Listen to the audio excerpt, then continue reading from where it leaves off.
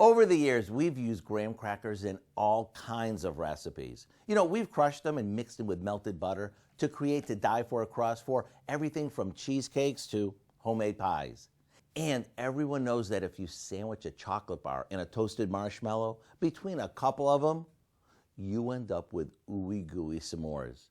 But today, I want to show you how to make an easy as can be recipe that turns graham cracker crumbs into a cake that's amazing. We begin by creaming some butter and sugar. Once that comes together, we mix in a good amount of graham cracker crumbs, some eggs, baking powder, milk, and a bit of vanilla.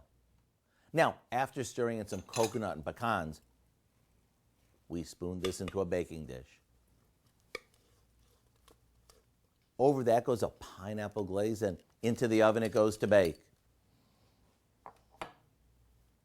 After it cools, get ready for a cake that's packed with flavor, thanks to the graham crackers. And boy, is it ever moist. To get your hands on our graham cracker cake recipe, all you have to do is check out our website. You know, I think you'll really be missing out if you don't try this one.